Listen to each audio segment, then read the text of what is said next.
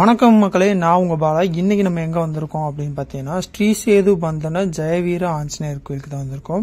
இந்த கோயில் எங்க இருக்கு அப்படின்னு பாத்தீங்கன்னா சேதுகரை, அதாவது ராமநாதபுரம் மாவட்டத்திலிருந்து 14 கிலோமீட்டர் தூரத்தில் இருக்கக்கூடிய சேதுகரை அப்படின்ற இடத்துல தான் இந்த கோயில் அமைஞ்சிருக்கு. சேது அப்படின்றதுக்கு பாலம் அப்படின்னு ஒரு பொருள் இருக்கு. ராமர் பாலம் கட்டிய இடத்துல இந்த கரை இருக்கிறதுனால இந்த இடம் சேதுகரை அப்படின்ற பேரால அழைக்கப்படுது.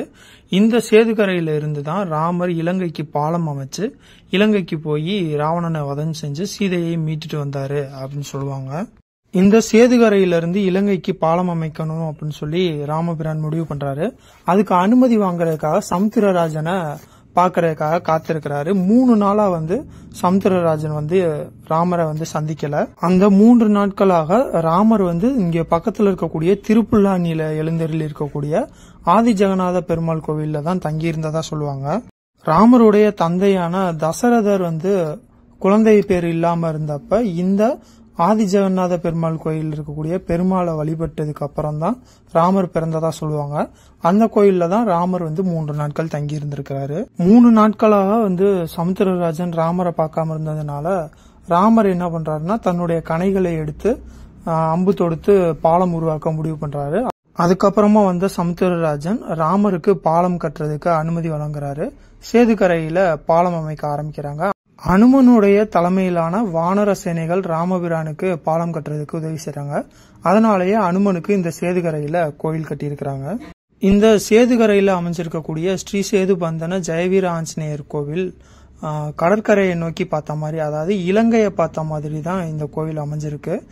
இந்த கோயில்ல இருக்கக்கூடிய ஆஞ்சநேயர் 5 அடி உயரத்துல நின்ற கோலத்துல காட்சியளிக்கிறாரு. குழந்தை பாக்கியம் இல்லாதவங்க இந்த சேதுகரையில குளிச்சுட்டு பக்கத்துல இருக்கக்கூடிய ஆதி ஜெகநாத பெருமாள் கோயிலுக்கு போய் அங்க இருக்கக்கூடிய நாகரை வணங்கிட்டு அன்னைக்கு நைட்டு அங்கேயே கணவனும் மனைவியும் தங்கி இருந்து அடுத்த நாள் காலையில அங்க நடக்கக்கூடிய புத்திர காமேஷ்டி யாகத்துல கலந்துக்கிட்டு அதுல பிரசாதமா கொடுக்கக்கூடிய பாயசம் வாங்கி சாப்பிட்டாங்க அப்படின்னா அவங்களுக்கு கூடிய சீக்கிரமே குழந்தைக்கு வரம் கிடைக்கும் அப்படின்றது ஒரு நம்பிக்கையா இருக்கு. இந்த ஆஞ்சநேயர் கோயில்ல வைகானச ஆகம முறைப்படி பூஜை செய்யப்படுது.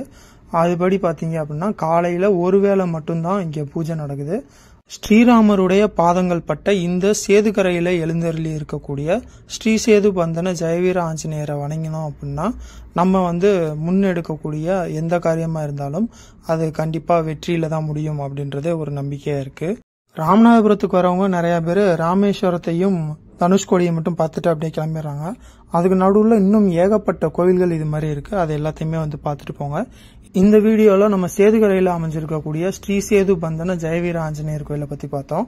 இதே மாதிரி மேலும் ஒரு நல்ல வீடியோல உங்களை சந்திக்கிறேன். அதுவரை உங்களிடமிருந்து விடைபெறுவது உங்கள் பாலா.